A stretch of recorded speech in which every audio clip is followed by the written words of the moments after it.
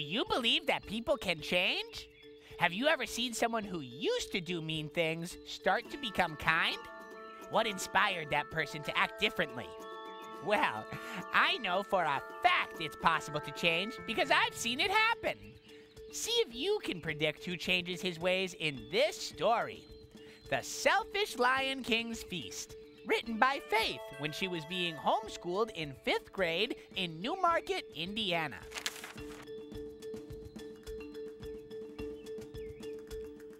Faith begins her story by writing, "Once upon a time, there was a selfish lion named Derek who was king of a jungle."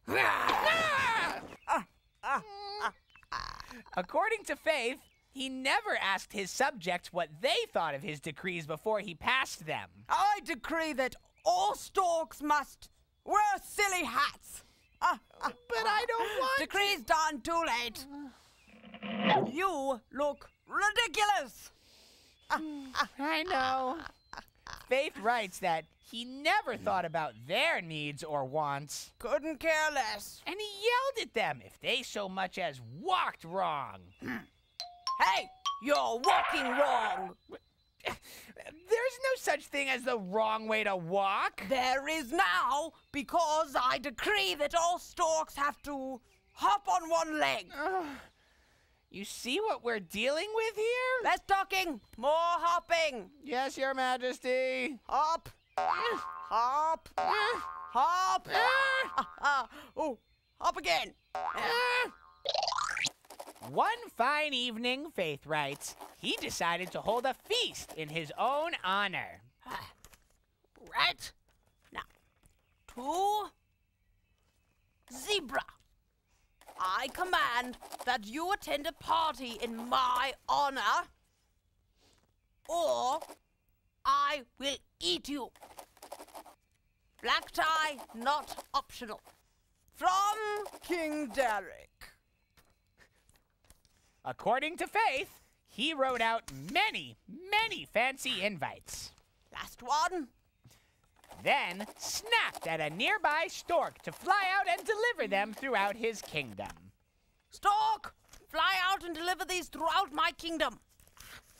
I don't know where everyone lives. Of course you do. How else would you deliver the babies? I don't deliver the babies? Less talking, more flying. Oh. Yes, Your Highness. Hard to do invitations with paws. Faith writes that minutes passed. Hours. I decree that stork hurry up! The king was worried and angry. I'm worried and angry. He yelled for his advisor, a wise old cheetah named Tucker, Tucker! to go out and see why his subjects weren't coming. Tucker! Yes, Your Majesty. You should come faster when I call you. I mean, you're a cheetah. A wise old cheetah. I don't run as fast as I used to. Well, I decree that you run faster. And I decree that you find out why my subjects aren't here yet. As you wish. Faith writes that the advisor zipped away. Go on, zip. I'm trying. Now I decree that someone fix this pillow I destroyed. It's not fixed very well, if you ask me. Minutes later, Faith writes, the cheetah returned. About time. Oh, He seemed nervous. Then Faith writes this dialogue. Well, I will not say. You'll be angry. I promise I won't. The king said innocently. Well, okay. They didn't come because they were angry. They said you were being too mean and refused to come. According to the author, the Lion King looked like he was going to yell and kick like he usually did when he was angry. But then his face changed. His eyes became big and mournful, and his nose wrinkled up. He began to cry.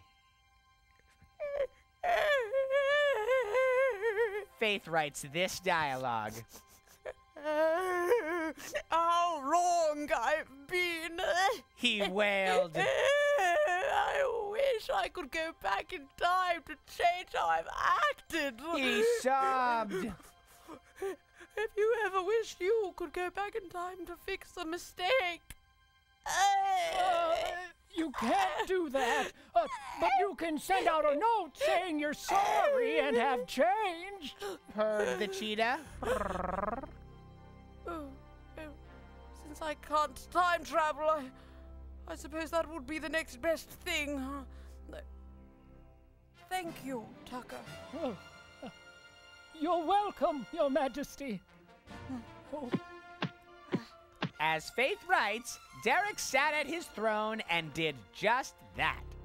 Right, apology. Dear Zebra, I am sorry that I have been rude to you. I want you to know that I have changed and will be a better king from now on. Please come to a feast in everyone's honor, not just mine. If you can't come, I will not eat you. Sincerely, Derek. Right? Dear monkey. Done! Apology notes for the whole animal kingdom. Faith writes that he called sweetly to the stork to deliver the notes. Pardon me, stork. Yes, Your Majesty? Well, this is for you. I'm sorry I've been such a bully. Thank you. And if you wouldn't mind, that is, I was hoping that you might be willing to deliver these to the rest of the animals. Please?